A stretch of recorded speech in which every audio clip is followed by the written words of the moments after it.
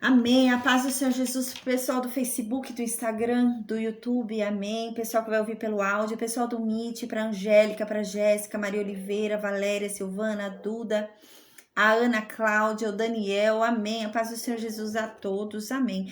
Hoje a gente vai falar sobre 3 salmos, né? O Salmo 122, Salmo 123 e o Salmo 124. Que salmos lindos, né? Nesses salmos, o salmista fala sobre a importância de Deus na vida dele. Se não fosse Deus, ele não estava de pé. Se não fosse Deus, ele nem mais estaria ali, né? Se não fosse Deus, ele já teria desistido. E é isso. É muito lindo. São salmos muito lindos, sabe? E realmente, gente, se não é Deus, né? Se não fosse Deus, o que seria da gente? E é isso que o salmista fala: se não fosse Deus, ai de mim, né? Se não fosse Deus, o que seria de mim? Se não fosse Deus, eu estaria perdido, né? E é nesse sentido mesmo. Amém. Glória a Deus. Amém, amém.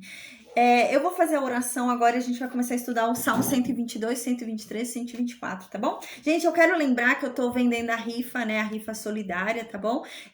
Vão ter 3 nomes ganhadores, cada nome vai ganhar R$100. A rifa é R$10 cada nome, tá bom?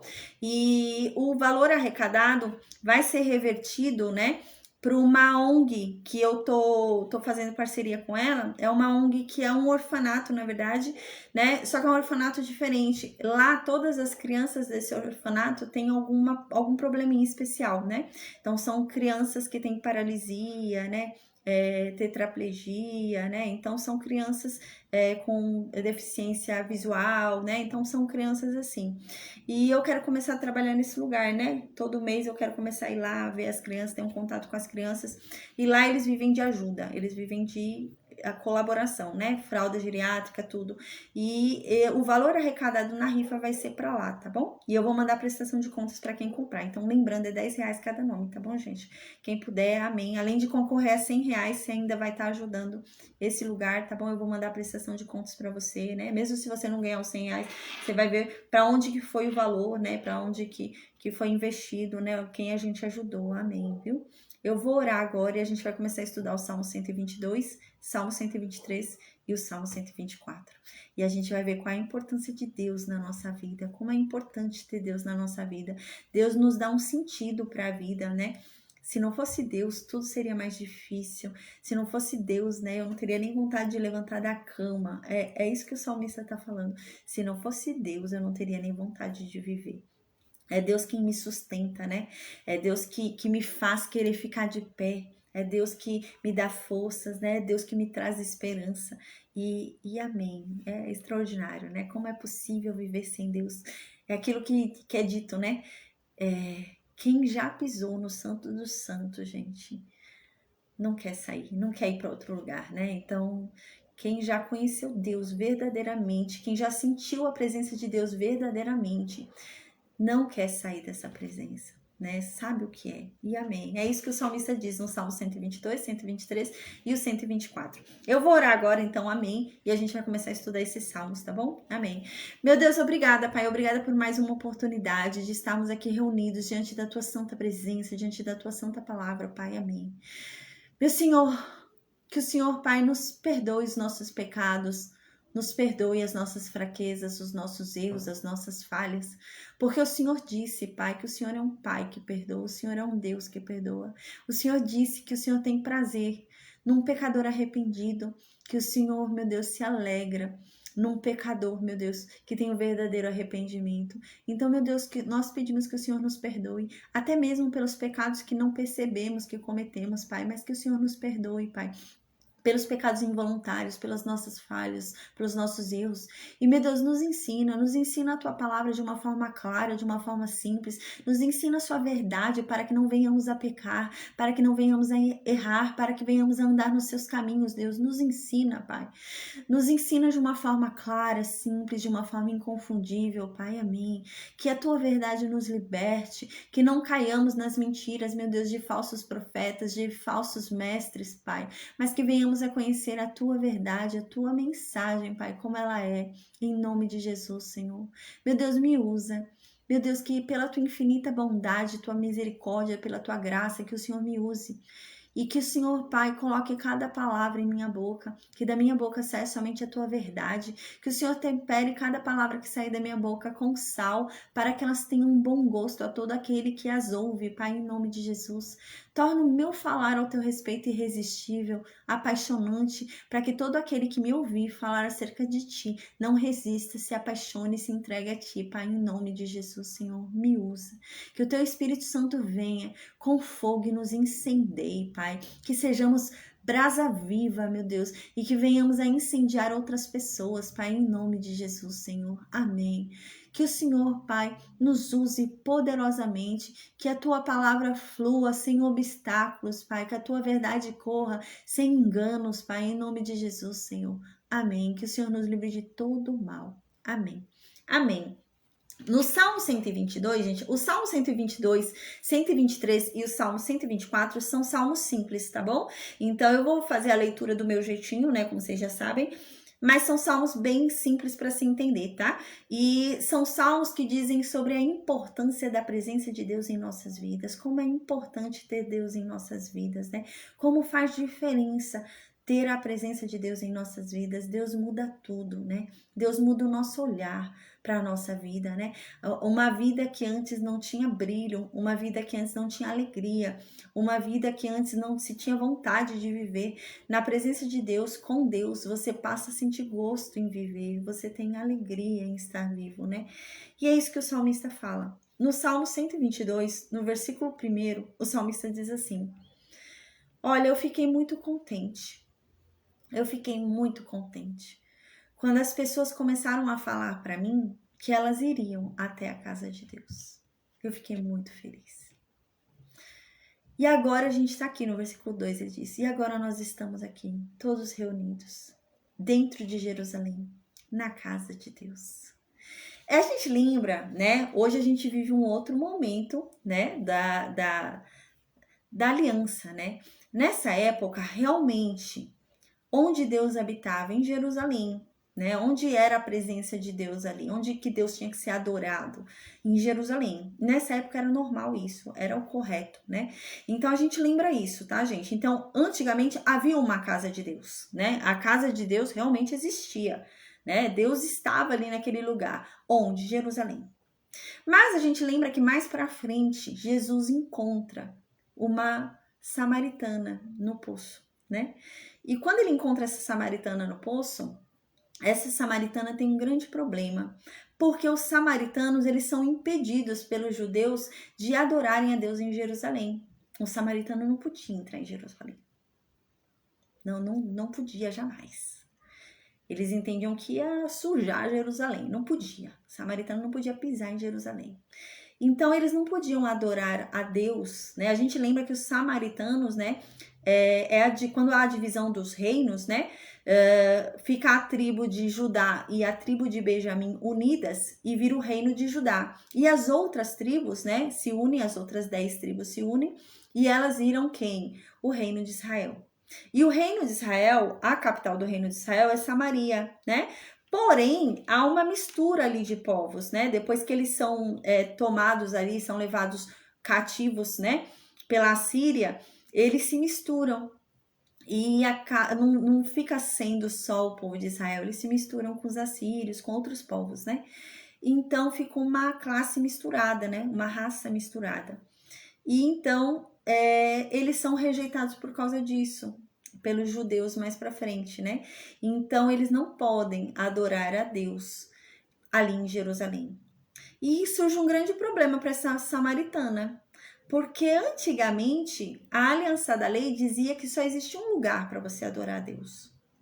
Era em Jerusalém. Eu não podia adorar a Deus em outro lugar. Tinha que ser em Jerusalém. Eu não podia adorar a Deus na minha casa. Não podia adorar a Deus na rua, dentro de um ônibus. Não. Eu só podia adorar a Deus em Jerusalém. E o Antigo Testamento diz isso, a aliança da lei diz isso, que a gente tinha que adorar a Deus ali em Jerusalém. E surge um grande problema ali com os samaritanos, coitados. Eles eram descendentes de Israel. Eles também queriam adorar esse Deus dos ascendentes dele, né? Mas não podiam. Os judeus impediam eles de entrar em Jerusalém e adorar. Então a gente lembra que os samaritanos, mais para frente, eles vão criar um outro lugar para adorar a Deus, no Monte Gerizim. Então, naquele lugar, a gente lembra do Monte Gerizim quando foi as bênçãos e as maldições, né? Quando foi lançado e as tribos falavam, né? E a outra tribo falava amém, né? Para cada maldição e para cada bênção. É nesse lugar, no Monte Gerizim, eles decidem adorar lá a Deus, já que eles não podem entrar mais em Jerusalém, né? Então eles decidem adorar a Deus nesse Monte Gerizim. Então, passado o tempo, essa samaritana encontra Jesus. Quando essa samaritana encontra Jesus, né, passada a conversa deles, que ele fala sobre os maridos dela, tudo, quando ela percebe que ele é profeta, quando ela percebe que ele é um homem que é usado por Deus, quando ela percebe que ele tem um dom de discernimento, que ele é sábio, ela faz uma pergunta para ele. Aí essa samaritana fala assim, já que eu vi que você é profeta, já que eu vi que você é sábio, já que eu vi que você tem parte com Deus, né, já que eu vi que você sabe o que diz e tem intimidade com Deus, então me responde uma pergunta. Qual é o lugar certo de adorar a Deus? É em Jerusalém ou é no Monte Gerizim? Quem é que tá certo? Lembra? Aí a samaritana pergunta isso para Jesus. E Jesus fala para ela: ai, minha filha, se eu te disser que não há mais um lugar para você adorar a Deus, você pode adorar a Deus em qualquer lugar. É chegado esse tempo, minha filha, onde você vai adorar a Deus em qualquer lugar que você esteja. Basta adorá-lo em espírito e em verdade. Então, em qualquer lugar que você esteja, você vai poder adorar a Deus. Não existe mais um lugar certo, porque em qualquer lugar você vai encontrá-lo, desde que seja em espírito e em verdade. E Jesus responde isso para essa mulher, né? Mas Jesus responde também que, na verdade, a salvação só vem dos judeus, né? Porque havia essa questão. Os samaritanos, a gente vai ver isso mais para frente, quando chegar ali, né, no Novo Testamento. Mas os samaritanos, quando há essa ruptura, nessa divisão, os samaritanos, eles não aceitam que a salvação vai vir do reino de Judá. Eles dizem, não, a salvação vai vir do reino de Israel, né, da nossa parte. Então, eles falam que a salvação vai vir, gente, da descendência ali de Efraim, né? Então, vai vir dali, da descendência de José. Não vai vir de Judá. E eles achavam isso. Por isso que Jesus fala, não, mas a salvação, eu digo, vai vir de Judá. Então, por quê? Porque ele vem de Judá, né? Jesus vem da descendência de Judá. Então ele fala, não, a salvação vem de mim. Não tem outra forma, não tem outro caminho. Vem de mim a salvação. Com relação à salvação, vocês estão errados. É isso que Jesus está falando, né? Porque os samaritanos achavam que a salvação viria deles. Viria de Efraim.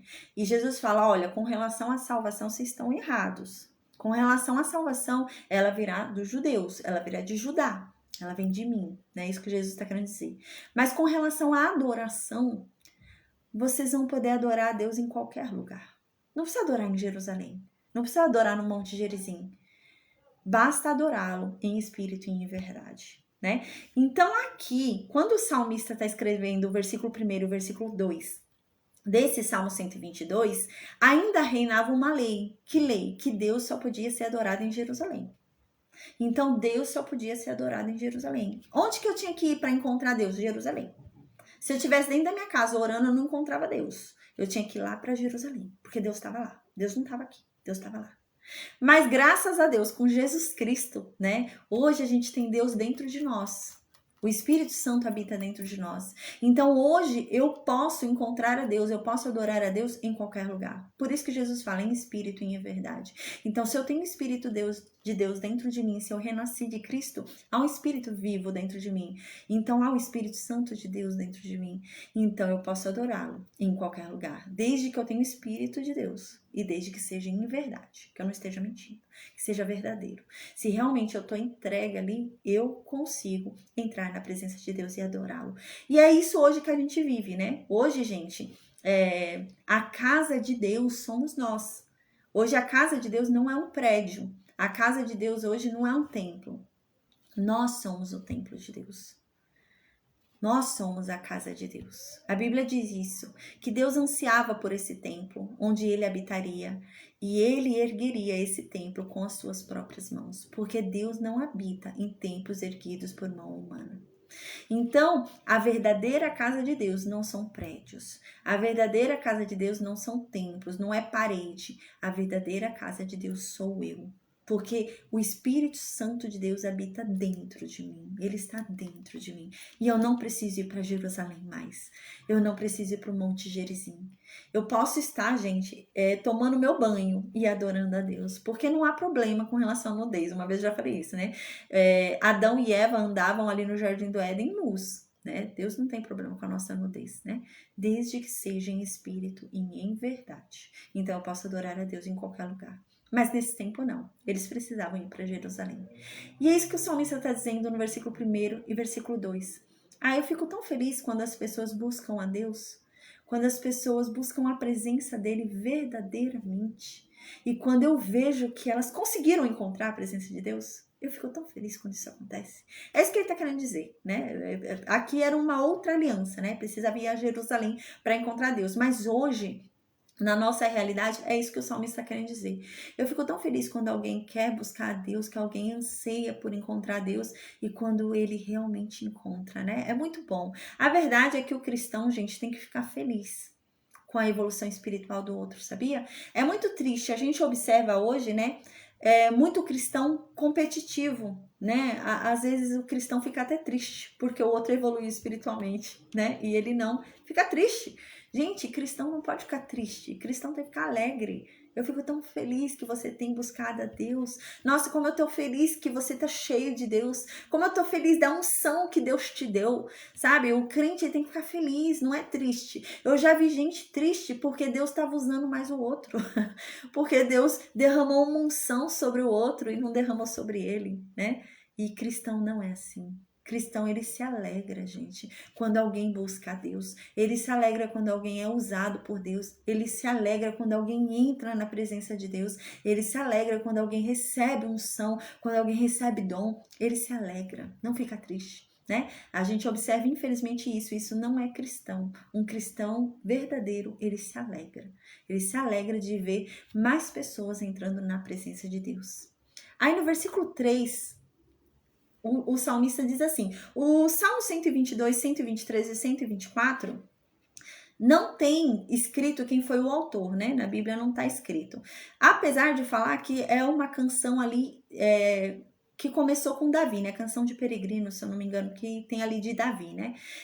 Não tem como a gente saber a autoria certa, tá? Mas geralmente são atribuídos a Davi. E realmente, quando você para prestar atenção na escrita, na forma da poesia, né? Na forma que foi escrita a canção, parece bastante com a forma de escrita de Davi, tá? Então, por isso que a gente está estudando agora, durante o período de vida de Davi, já que a gente está indo já para a morte dele. Então, a gente está estudando agora como sendo de Davi, tá bom?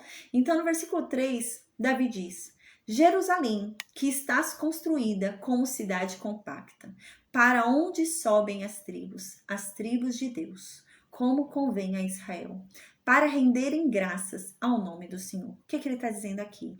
Jerusalém, sim, esse povo vinha adorar a Deus em Jerusalém. Era o único lugar que podia adorar antes de Cristo, a gente lembra, né? Então, nossa, como eu tô feliz, eles estão vindo para Jerusalém. Sim, Jerusalém, a cidade que une as pessoas. Quando diz compacta, né? Quando você vai procurar no hebraico, quer dizer liga, união, né? Conectar. Então, o que o salmista está querendo dizer? Que Jerusalém é uma cidade que une as pessoas. Por que essa cidade une as pessoas? Porque Deus está ali, né? Naquela época Deus estava ali. Então a presença de Deus está ali e Deus liga as pessoas, Deus une, Deus conecta as pessoas. E é isso que ele está dizendo, eles estão vindo todos aqui para essa cidade onde está a presença de Deus, que é Jerusalém. E essa cidade conecta as pessoas. Porque Deus está aqui e Deus conecta as pessoas. Aí aqui ele fala, sobem para cá todas as tribos. Todas as tribos vêm para cá. É mais um dos indícios que deve ser Davi que escreveu ou Salomão. Por quê? Porque depois há a divisão das tribos. Quando há a divisão das tribos, a gente vai ver que o povo de Samaria não vai adorar a Deus lá no reino de Judá. Eles vão erguer um altar para eles lá. 2 altares, na verdade. Lá no território de Israel mesmo, lá no reino de Israel. E eles não vão adorar no reino de Judá, não vão para Jerusalém. É mais um indício realmente que foi ali antes da separação dos reinos, tá? E aqui ele diz, para cá vêm todas as tribos. Todos os que são de Deus vêm para cá. As tribos de Deus. como convém a Israel, para renderem graças ao nome do Senhor. Todos aqueles que são de Deus, né? Todos aqueles que foram escolhidos por Deus, eles vêm para cá. E assim tem que ser. Quando eles dizem como convém, né? E assim tem que ser. Os que são de Deus, os que se dizem de Deus, tem que buscar a Deus. Como você diz que é de Deus e não anda na presença de Deus. Não. Parece bastante aquilo agora. Tem uma religião, a religião católica. Minha mãe, ela é católica, né? Acho que entre aspas, né? E eu ouvia muito, quando eu era pequena, eu ouvia muito católica não praticante, né? Ah, sou católica não praticante, sou católica não praticante. E isso não existe. Como eu sou uma cristã não praticante? Se eu não pratico, eu não sou, né? Então eu sou quando eu pratico. Então, como eu vou ser uma cristã não praticante? Não, ou eu sou cristã ou eu não sou cristã. E aqui é isso que ele está querendo dizer, né? Convém isso para quem diz que é de Deus. Se você diz que você é de Deus, convém você então estar na presença de Deus. Assim tem que ser. Como assim você diz que é de Deus e não está na presença de Deus? Infelizmente isso acontece muito, né? A gente sabe. E não pode ser assim. Não convém ser assim, né? O certo é, se você diz que você é de Deus, você tem que estar na presença de Deus. Como assim você é de Deus e não está na presença de Deus? Então você não é de Deus, né? É como lá no livro de Apocalipse tem uma das cartas que é feita a uma das igrejas, né? E uma dessas cartas à igreja diz isso. É uma igreja linda, né? Uma igreja que tem louvores, que é uma igreja, gente, rica. Diz lá que é uma igreja próspera. Era uma igreja bem rica, bem próspera, um local grande, tem muita gente indo nessa igreja, né? A igreja fala sobre a palavra, né? Tem cultos todo dia. Nossa, era uma igreja pomposa. E Jesus fala: mas eu estou lá fora. Eu estou batendo a porta, mas vocês não querem abrir. Eu não estou aí dentro. Né? Então, poxa, como assim você diz que é de Deus e não está na presença de Deus, né? E é isso que Davi está dizendo aqui no versículo 3 e 4. Deus une as pessoas, né? Aqueles que estão na presença de Deus, gente, não é gente de guerra, não. Não é cristão que bota fogo, sabe? Cristão que vai lá e põe fogo para brigarem, né? Não. Cristão, ele apazigua. Cristão, ele faz a guerra parar. Cristão, ele luta pela paz. Ele não luta pela guerra. Ele não vai ficar pondo mais fogo ainda para o negócio ficar pior. Não, cristão não faz isso. E é isso que ele está dizendo. Deus une as pessoas. E se você tem Deus dentro de você, gente, você tem que unir as pessoas também. Você não tem que fazer guerra. Você não tem que ficar incentivando a briga entre as pessoas, né? E aqui diz, como convém as tribos que se dizem ser de Deus, elas vão para a presença de Deus. E assim tem que ser. Se você se diz de Deus, você tem que estar na presença de Deus. Como assim você é de Deus e não está na presença de Deus? E eu não digo presença, porque eu acabei de explicar que a presença de Deus não está em prédios. Deus não está em prédios. Deus não mora em prédios. Deus habita em nós. Jesus disse isso. Agora, né? Vocês adorarão a Deus em espírito e em verdade. Não é Jerusalém, não é Monte Gerizim, mas é sim em espírito e em verdade e em qualquer lugar. Então é isso que a gente tem que ter em mente, né? Que nós adoramos a Deus em qualquer lugar. Então nós devemos buscar a presença de Deus sempre. Se eu digo que eu sou de Deus, eu tenho que ter Deus comigo, eu tenho que estar na presença de Deus, né? Então no versículo 5 continua o salmista dizendo: aqui estão os tribunais de justiça, onde o rei julga o seu povo, né? Aqui em Jerusalém está a justiça. Aqui é onde é feita a justiça. Aqui é onde a justiça é alcançada. Aqui é um salmo, na verdade a gente lembra que Jesus fala, que a Bíblia inteira fala sobre ele, né? Então aqui é um salmo que aponta claramente, gente, para onde se encontra a justiça. Por que a justiça ela é encontrada em Jerusalém nessa época, nesse salmo? Por quê? Porque Deus estava em Jerusalém. Então, para você encontrar justiça nessa época, na aliança da lei, enquanto Jesus ainda não havia vindo, né? E havia manifestado, né? Essa graça onde nós podemos adorar a Deus em qualquer lugar, desde que seja em espírito e em verdade. Aqui você só alcançava a justiça indo a Jerusalém. Por quê? Porque Jerusalém era um lugar de justiça. É isso que está dizendo aqui. Por quê? Porque Deus estava ali. E onde Deus está é um lugar de justiça. Porque Deus é justo, Deus ama a justiça. Então, se você anseia pela justiça, se você quer buscar justiça, para onde você deve ir? Para Deus. É Deus que faz justiça. Deus é o detentor da justiça. Deus é justo, né? Então, Deus vai nos dar justiça. Só nele a gente consegue encontrar. Lá está o trono da justiça. Deus julga com justiça. Versículo 6. Orai pela paz de Jerusalém. Sejam prósperos os que te amam, né? Jerusalém era um lugar que eles iam para buscar a Deus, para buscar a presença de Deus, para se unir ali e se encontrarem, para falar sobre Deus, para se congregar, né? Eles iam nesse lugar, que era Jerusalém. E aqui diz: orem para que esse lugar tenha paz, para que não seja um lugar de guerra, para que não venham querer destruir esse lugar onde na verdade é um lugar de união. As pessoas vão para esse lugar para se unir, vão nesse lugar, né, para falar de Deus, para conhecer mais a Deus, para entrar na presença de Deus. Então orem para que esse lugar tenha sempre paz, para que as pessoas possam sempre estar buscando a Deus, né? Aqui realmente ele está falando assim sobre o local físico, gente, não tem muita aplicação para hoje, né? Mas era um lugar, por exemplo, para você ir adorar a Deus nessa época, né, antes de Jesus, você tinha que ir para Jerusalém. Então, suponhamos que Jerusalém está em guerra, né? Os filisteus estão ali guerreando com Jerusalém. Você não vai poder ir lá adorar a Deus, está em guerra. Então, você tinha que orar para que estivesse sempre em paz ali, para que não tivesse guerra. Para quê? Para que você pudesse ficar livre para adorar a Deus quando você quisesse. Ah, eu quero ir lá adorar a Deus amanhã. Então, eu vou lá adorar a Deus amanhã, porque não está em guerra. Agora, se houvesse guerra, se houvesse um tempo ali, né, ruim, eu não poderia adorar a Deus, porque eu só poderia adorar Deus em Jerusalém, não havia outro lugar, era Jerusalém para adorar a Deus, né?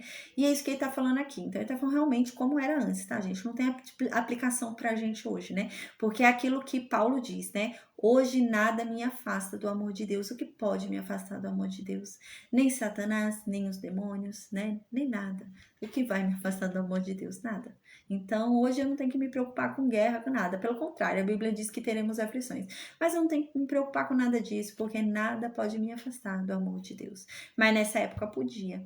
Uma guerra podia. Por quê? Porque tinha um lugar para adorar a Deus, né? Olha só que coisa extraordinária que Jesus fez por nós, né? Pensou hoje se a gente tivesse que ir lá para Jerusalém para adorar a Deus, né? Então, não, graças a Deus a gente não precisa. Por quê? Porque Jesus fez isso. Foi Jesus que fez isso. Com que a gente pudesse adorar a Deus lavando uma louça, gente. A gente pode estar lavando louça e adorando a Deus. Olha que beleza. Sejam prósperos os que te amam. Amém. Aleluia. Glória a Deus. Amém. Recebamos essa palavra, né? Que sejam prósperos todos aqueles que amam a Deus. Amém. Versículo 7. Reine paz dentro dos teus muros e prosperidade nos teus palácios, né? Então que Jerusalém, né, que era o lugar onde tinha a presença de Deus, que sempre houvesse paz ali para que as pessoas sempre pudessem buscar a Deus, né, e que fosse um lugar próspero. Por que um lugar próspero? Não é porque Jerusalém é próspera, mas porque Deus está ali, né? Então, porque é esse o sentido, né? Deus está ali, Deus escolheu Jerusalém, Deus estava ali. Então, que aquele lugar seja próspero, não é que nem o mesmo sentido do Monte Sinai. Quando a gente falou sobre o Monte Sinai, quando Moisés ele fala pela primeira vez com a sarça ardente, lembra? Aí Jesus fala para ele tirar as sandálias, né? Porque ali é um lugar santo. E o Monte Sinai, ele não era um lugar santo, é um monte. O que torna o Monte Sinai um lugar santo? A presença de Deus. Então, o lugar não é santo porque ele é santo, aquele lugar é santo porque Deus está ali. Deus torna aquele lugar santo. E assim somos nós. Eu não sou santa por mim mesma, mas quando Deus habita em mim, eu sou santa. Porque Deus está me tornando santa, né? E é o mesmo funcionamento, né? E aqui ele diz que haja sempre prosperidade. Por quê? Porque Deus está aí. Deus está aí, então tem que ter prosperidade, né? Deus está dentro de mim, então tem que dar tudo certo. Deus está aqui, né? Deus é o dono de toda a riqueza, é o dono de tudo, então haja prosperidade. Versículo 8. Por amor dos meus irmãos e amigos, eu peço, haja paz em ti. Então, pelo amor que eu tenho aos meus irmãos, pelo amor que eu tenho às outras tribos, pelo amor que eu tenho a todos que vêm adorar a Deus, então que haja paz aqui em Jerusalém, para que eles possam vir sempre adorar a Deus, para que eles possam sempre se encaminhar para cá e encontrar Deus. É nesse sentido que o salmista está falando. Versículo 9. Por amor da casa do Senhor, nosso Deus, buscarei o teu bem, né? Então, por amor a Deus, por amor à casa de Deus, à presença de Deus, Eu vou buscar sempre o bem para Jerusalém. Era isso que o salmista estava falando, tá? É difícil a gente aplicar esse salmo para hoje, né? Porque a gente lembra que hoje, né, Deus habita em nós. Deus não habita em prédios, Deus não habita em construções humanas, né? E hoje nós não precisamos ir a Jerusalém, não precisamos ir a Monte Gerizim para adorar a Deus. Basta adorá-lo em espírito e em verdade em qualquer lugar, porque ele está dentro de mim. Né? Eu não preciso ir para um prédio para encontrar Deus, né? Deus está dentro de mim. Eu posso encontrá-lo em qualquer lugar, desde que seja em espírito e em verdade. Se eu cair dentro da minha casa, em espírito e em verdade, buscar Deus, gente, isso um ímpio falando, tá? Uma pessoa ímpia, tá dentro da casa dela. Aconteceu algo incrível, ela tá arrependida, ela tá rendida, gente, ela quer conhecer esse Deus, ela se ajoelha na casa dela. E ela então se entrega em espírito e em verdade. Fala, Senhor, eu quero te conhecer. Me deixa te conhecer. Gente, essa pessoa vai encontrar Deus. Essa pessoa vai conseguir adorá-lo. E é isso que Jesus está falando. Não existe mais um lugar certo. Não é mais o Monte Gerizim. Não é mais Jerusalém. Não é um prédio erguido por homens. É em qualquer lugar. Desde que seja em espírito e em verdade. Você encontra Deus, né? E Deus está em você. Deus habita em você. Deus não habita em construções humanas. E aqui então Davi diz, por amor da casa de Deus, do nosso Deus, eu vou buscar fazer sempre o bem para esse lugar, para Jerusalém. A casa de Deus antes ficava em Jerusalém, Deus ficava em Jerusalém. Então o que Davi está falando? Deus habita em Jerusalém. Então eu vou buscar fazer o bem para Jerusalém, porque Deus mora em Jerusalém. O que quer dizer isso, gente? Quer dizer o que no Novo Testamento diz. O nosso corpo é o templo de Deus. Deus habita dentro de nós. Então eu tenho que buscar cuidar do meu templo.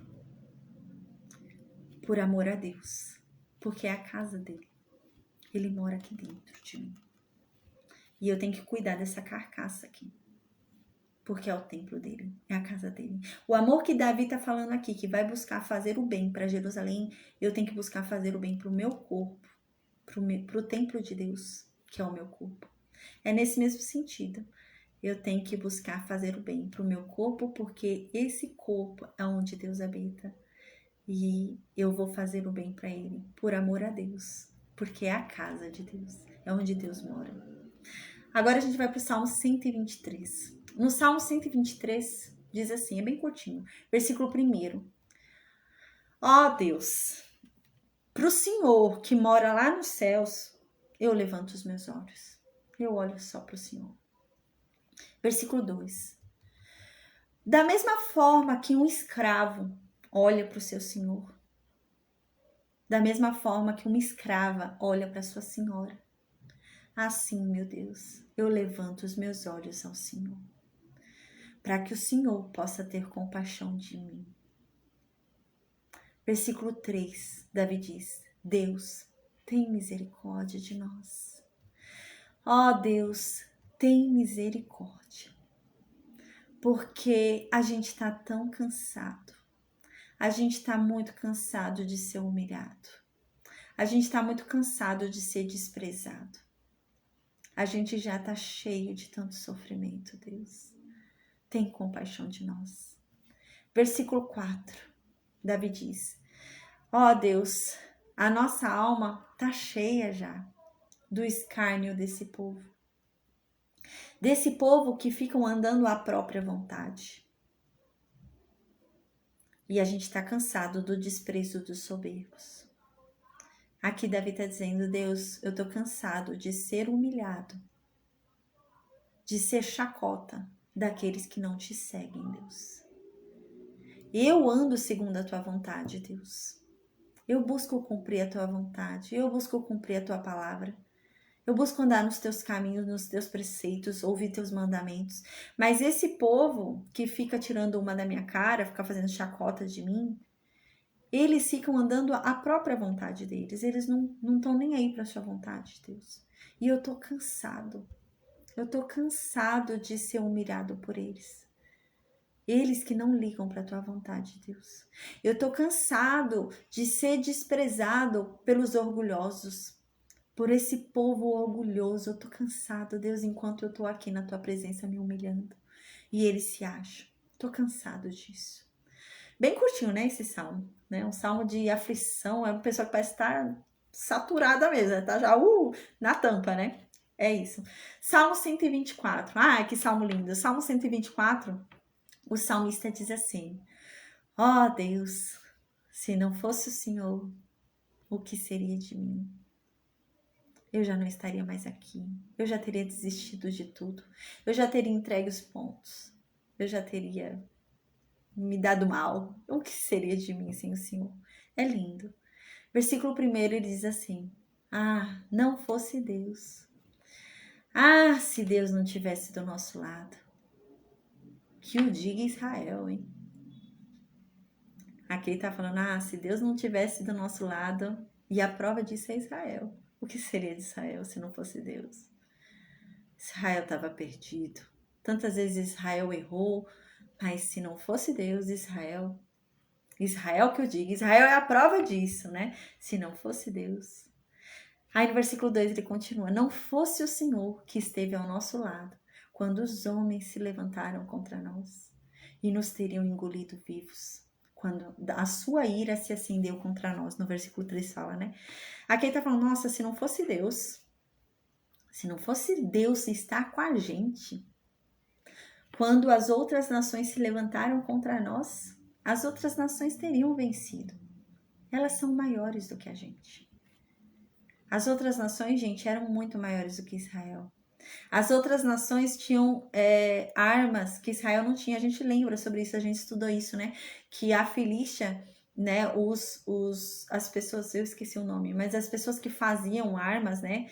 Estavam lá na Filístia e era proibido vender armas para Israel. Eu até falei isso em uma aula. Quando Israel ia para uma guerra, poucas pessoas tinham espada. Poucas mesmo. Era só o rei e os mais próximos do rei. O restante, gente, saía com pau.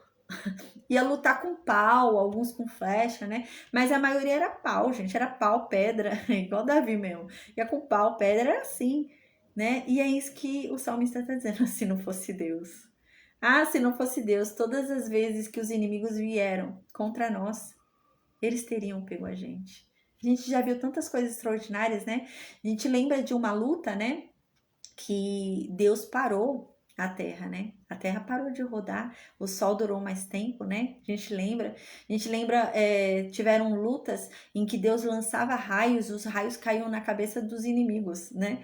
Teve uma outra luta, também teve várias, né? Mas tiveram outras lutas, também lembra uma luta, eu acho tão bonita essa luta, que o filho de Saul, né? O Jonatas, ele vai com seu escudeiro e só os dois entram. Ele fala: se Deus é por mim, eu vou vencer com um ou eu venço com 1000. Para Deus tanto faz, não importa quantos estejam comigo, né? E acontece, é isso que acontece. A fé desse homem foi extraordinária nesse capítulo. E ele sobe, a gente lembra que ele subindo o morro ia matando, subindo o morro, né? Ele segurando ali, tentando escalar o morro e matando. E quando ele chega lá em cima, a Bíblia diz que Deus lança, né, um terremoto e que Deus confunde os inimigos. Gente, os inimigos eram muito maiores, sem dúvida, né? Eram só dois ali, né? Só Jonatas e o escudeiro. E Deus lança ali sobre os inimigos uma confusão que eles começam a se matar, né? A espada deles mesmos se matam, né? E assim também foi com Gideão, vocês lembram, né? Gideão eram várias nações para atacar Israel.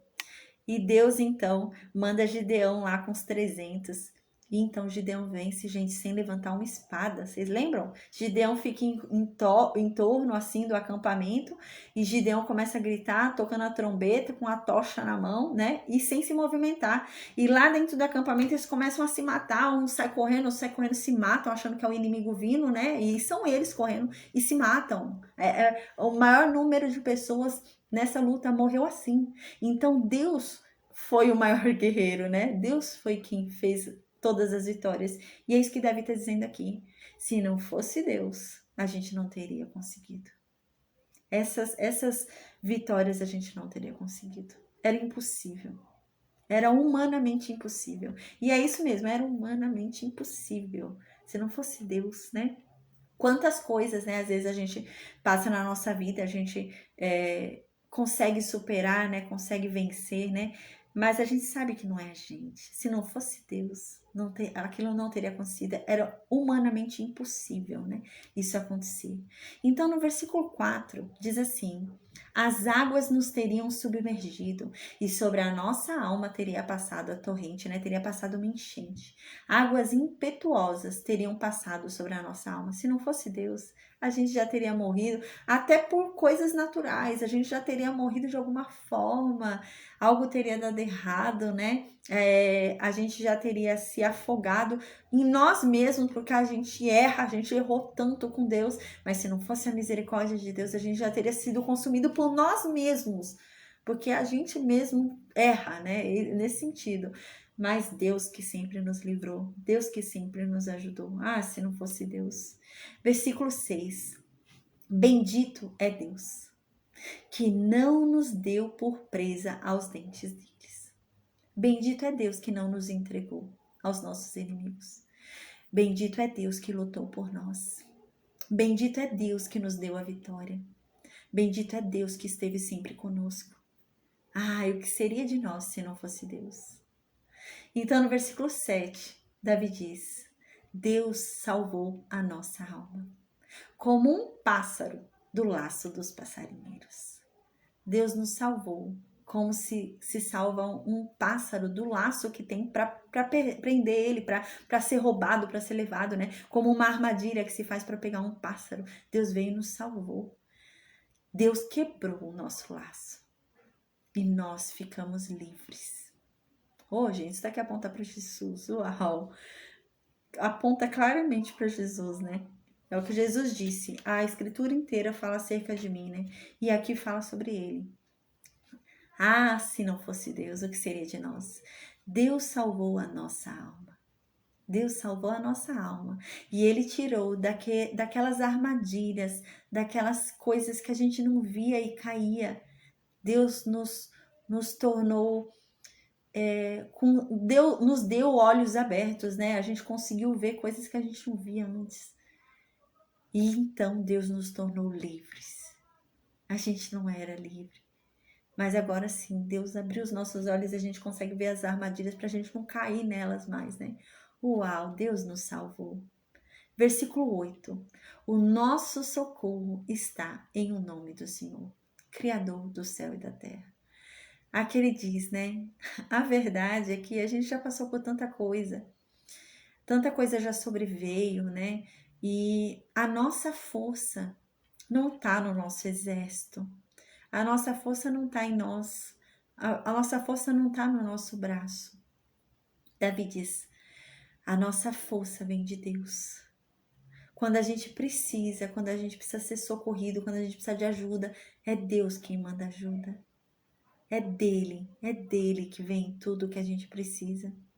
Porque Deus é o Criador do céu e da terra. Deus criou tudo. Deus tem o domínio sobre tudo. O quão importante é Deus em nossas vidas, né? Uau! Foi o que eu disse, são salmos simples, né? O Salmo 122, 123, 124. São salmos bem simples, né? Amém. E falam... Amém, Duda. Duda tá falando para emendar que tá cedo. Amém. Amanhã a gente vai falar sobre o Salmo 131. Aí já é outra pegada, já é outra coisa que a gente vai falar, então eu vou deixar para amanhã, tá? Então amanhã a gente vai pular bastante salmos aí, porque tem salmos que são do cativeiro, né? Então eu vou falar só quando a gente chegar ali no cativeiro. Então, agora a gente vai terminar aqui esses 3 salmos, que salmos lindos, né? São salmos que falam sobre a importância de Deus, né? Como é importante a gente buscar a presença de Deus, gente. Uau, né? A presença verdadeira de Deus, né? Buscar realmente Deus e não só dizer. Quantas vezes as pessoas falam, eu sou de Deus, sou de Deus, sou de Deus, mas quem é de Deus busca a presença dele, tem que estar na presença dele, né? É o que a palavra de Deus diz. Às vezes a gente não tem noção, não tem discernimento para compreender qual é a importância do Espírito Santo nas nossas vidas. A gente acha que o Espírito Santo, não é nada, né? Tem que falar em línguas, né? O pessoal não entende qual é a importância do Espírito Santo, mas a Bíblia diz que o Espírito Santo é quem testifica que nós somos filhos. O Espírito Santo é minha testemunha de que eu sou filha de Deus. Se Jesus volta e o Espírito Santo não está dentro de mim, Não há testemunha ao meu favor de que eu sou filha de Deus. Entende? O Espírito Santo é muito importante na vida do cristão. Sem o Espírito Santo você não é salvo. Porque é o Espírito Santo quem te torna santo. Lembra? Não é o lugar que é santo, mas é a presença de Deus que torna aquele lugar santo. E sem o Espírito Santo de Deus a gente não é santo. E a palavra de Deus diz que sem santidade ninguém verá a Deus. É preciso ter o Espírito Santo. Sem o Espírito Santo ninguém vai ver Deus. Precisa ter o Espírito Santo. Gente, ter o Espírito Santo não significa falar em línguas. Ter o Espírito Santo significa ter o fruto do Espírito Santo. Sabe? Aquele monte lá que tá escrito na Bíblia, né? Se eu não me engano, 9, né? Precisa ter isso. Longanimidade, paciência, tudo isso. Isso é ter o Espírito Santo dentro de você. Não é sair falando em línguas. Tem gente que sai, fala em línguas, né? Tudo, mas você vê se uma pessoa tem o Espírito Santo pelo fruto. Não é pelo dom. Não são os dons do Espírito Santo. Porque o dom pode... A Bíblia diz que o dom é dado sem arrependimento. A pessoa recebe um dom, gente, sem arrependimento. Às vezes Deus dá um dom para aquela pessoa, né? Desde que ela nasceu. Ela tem aquele dom. E é sem arrependimento. Deus não vai tirar o dom dessa pessoa. O que pode acontecer é eu não usar o dom e eu arquivar ele. É uma coisa. Mas o dom foi dado sem arrependimento. Deus não vai tirar de mim o dom. Já foi dado. Ele não se arrepende do que ele me deu. Mas eu tenho que prestar contas do que eu fiz com o meu dom. Por isso, às vezes, você vê pessoas que, sei lá, elas jogam cartas, você paga às vezes, né? Eu quero ver meu futuro, né? E a pessoa acerta. Às vezes a pessoa até acerta, sabe? Porque às vezes é dom. Realmente, às vezes Deus deu o dom para essa pessoa. E o dom é dado sem arrependimento. Às vezes a pessoa recebeu o dom, mas ela tá usando errado. E na hora certa Deus vai cobrar. Porque Deus vai cobrar o que a gente tá fazendo com nossos dons. Deus cobra. Então, amém, gente. Já tô mudando de assunto. Amém. Glória a Deus, viu? Então, a gente se encontra amanhã, tá bom, gente? Amanhã a gente vai falar sobre o Salmo 131 e o Salmo 133 e talvez mais um salmo. Eu vou ver o tamanho dos salmos amanhã e a gente, qualquer coisa, fala sobre mais algum salmo. Mas, a princípio, o Salmo 131 e o 133, tá bom? Mas aí eu vou ver direitinho o tamanho deles pra ver se dá pra colocar mais um igual hoje, tá bom? Amém. Que Deus abençoe, viu, gente? Amém. Eu vou... Amém, Silvana. Amém, Silvana. Deus te abençoe, viu? Amém. Qualquer dúvida é só você me mandar mensagem. Amém. Gente, eu vou desconectar o Facebook e o Instagram, tá bom? Amém, o YouTube. E eu vou perguntar no Meet se alguém tem alguma dúvida, tá bom? Um abraço a todos aí, tá bom? Facebook.